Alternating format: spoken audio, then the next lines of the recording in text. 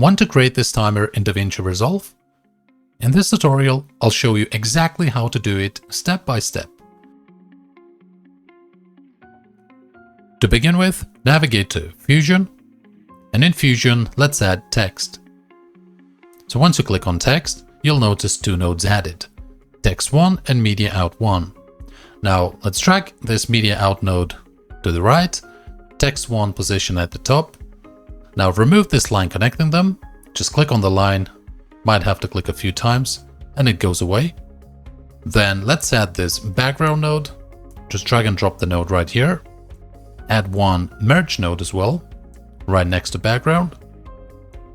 And then connect output of background to merge 1, output of text 1 to merge 1, and then output of merge 1 to media out in. Okay, now select text 1, go to inspector, right click in the text box and select timecode. Right here we have created a timer. Now if I replay this clip,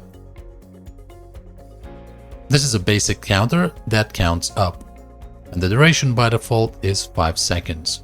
Now I can go ahead and increase the font size right here, and also if I navigate to modifiers, I can choose what I want to see on the counter.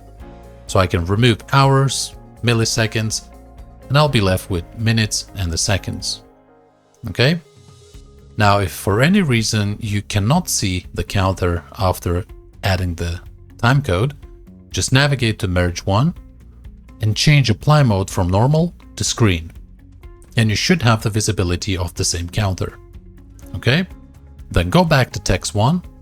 Now, if we want to make this counter run in reverse, what we have to do is just right click anywhere here on the gray area, go to Tools, Miscellaneous, and then add time speed. Now insert time speed 1 between text and merge 1. So remove this line, position time speed in between, connect text 1 to time speed, and output of time speed to merge 1. Now if you select time speed, go to settings, find speed, and now next to 1, add minus. So we need to change this to -1. And that's it. Now our timer is going in reverse. So it's counting from 5 seconds to 0. Okay?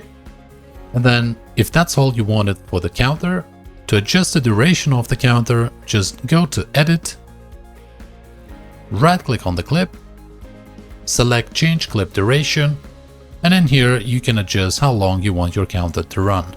So if you manually add, for example, 10 seconds, click Change, now the counter is going to count down from 10 to 0.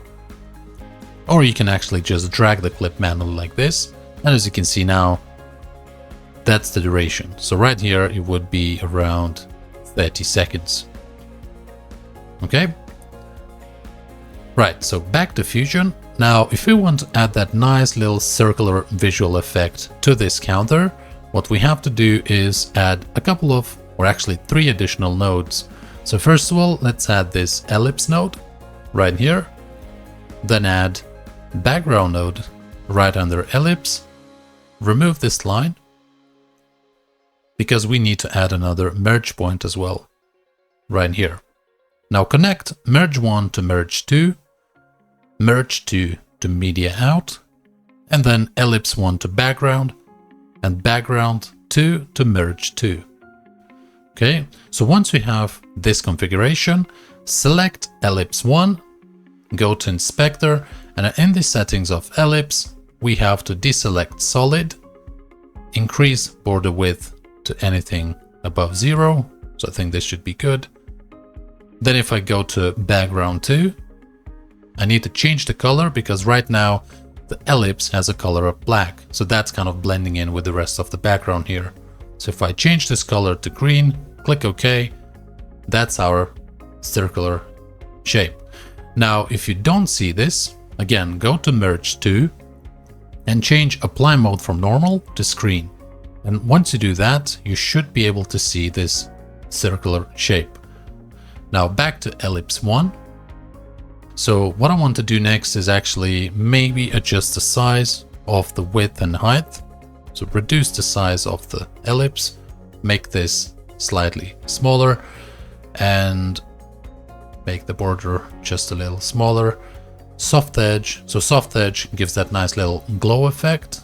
It looks good, but not too much. So let's keep it at that.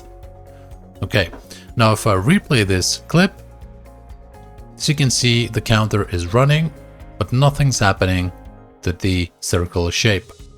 So to make this go in line with the time, what we have to do is select ellipse 1, under ellipse settings, find position.